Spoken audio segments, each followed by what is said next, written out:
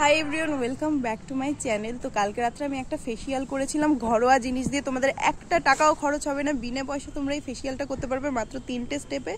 তো আমার স্কিনটা দেখো কতটা ব্রাইট হয়ে গেছে আর কতটা গ্লেজ দিচ্ছে। আমি জাস্ট পরিয়ে আসলাম, এখন সকাল 9টা বাজে। তো বিনা পয়সা তোমরা যদি স্কিনের এই গ্লোটা পেতে চাও, আমি তাকাতে পারছি না আলোর জন্য। তো আমি ডে লাইটে তোমাদেরকে এই কারণে দেখাচ্ছি, কারণ আমার মুখে এখন কোনো মেকআপ বা কোনো কিছু ইউজ করা নেই। তো তোমরা যদি ফেসিয়ালটা করতে চাও, স্কিপ না করে পুরো ভিডিওটা দেখতে থাকো। ভীষণ ভালো একটা রেজাল্ট পেতে চলেছে আর কোনো টাকা লাগবে না, জাস্ট একটু সময় দরকার। প্লিজ সময় বের করে একটু চেষ্টা করে দেখো, এরপর আমাকে আবার থ্যাংক ইউ বলতে আসতেই হবে তোমাদেরকে। তো চলো। তো প্রথম স্টেপে আমাদের স্কিনটাকে পুরোপুরি ক্লিয়ার করতে হবে। আজকে স্কিনটাকে ক্লিয়ার করার জন্য আমি ফেস ওয়াশ ইউজ না করে নিয়ে নিলাম কাঁচা দুধ। পুরো মুখে কাঁচা দুধ অ্যাপ্লাই করে নেব এবং এটাকে শুকানো পর্যন্ত রেখে দেবো। তো আমার অ্যাপ্লাই করা কমপ্লিট।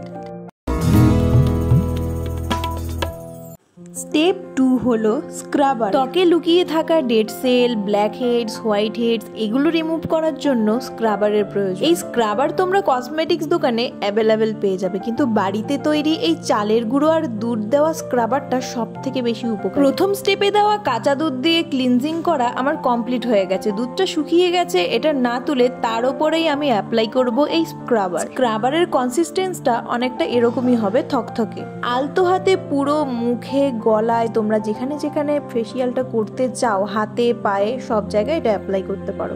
10 থেকে 15 মিনিট মতো রাখলেই এটা একদম শুকিয়ে মুখটা টানতে শুরু করবে। তারপর হাতের মধ্যে জল নিয়ে ড্যাব ড্যাব করে তারপর আলতো হাতে মাসাজ করবে। টানা 2-3 মিনিট স্ক্রাবিং অর্থাৎ মাসাজ করার পর এটাকে একটা সুতির নরম ভেজা রুমাল দিয়ে মুছে ফেলবে ভালোভাবে। এইটুকু করা হয়ে গেলেই তোমরা অনেকটাই পার্থক্য লক্ষ্য করবে, কিন্তু এখানেই শেষ না। লাস্ট স্টেপের অপেক্ষা করো, তারপর ম্যাজিকের মতো রেজাল্ট ইনস্ট্যান্ট তোমরা দেখতে পাবে।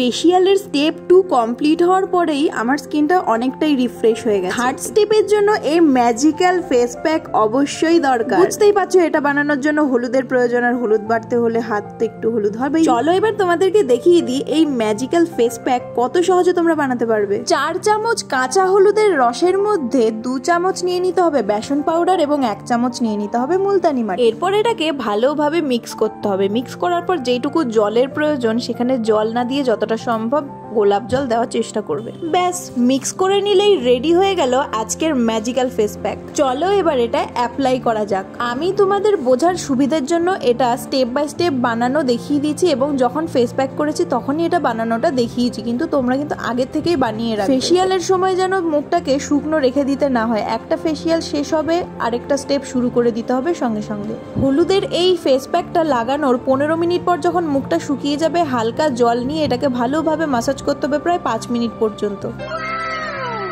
তারপর নরম একটা সুতির কাপড় ভিজিয়ে এটাকে ভালোভাবে রিমুভ করে নিতে হবে। কি কিছু পার্থক্য চোখে পড়ছে তো নাকি? আগেই বলেছিলাম হলুদের এই ফেস প্যাকটা ম্যাজিক্যাল, এটা ইনস্ট্যান্ট ত্বককে ফর্সা করে দেয়। পুজোর আগে হাতে টাকা নেই আর চিন্তার কোনো কারণ নেই, এই ফেস প্যাকটা করেই তোমরা ফেসিয়ালের থেকেও ভালো জেল্লা পেতে পারো।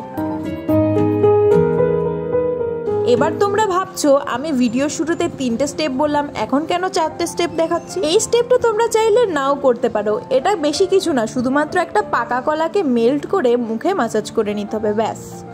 ফেসিয়াল কমপ্লিট হয়ে গেছে। এবার করে নেব নাইট স্কিন কেয়ার। ঠান্ডা জল দিয়ে মুখটা ধুয়ে এসে প্রথমে করে নেব টোনার। আমি টোনার হিসেবে সবসময় রোজ ওয়াটারই ইউজ করি। তারপর রোজ ওয়াটারটা ভালোভাবে ড্যাব ড্যাব করে শুকিয়ে নেওয়ার পর ইউজ করব নাইট ক্রিম।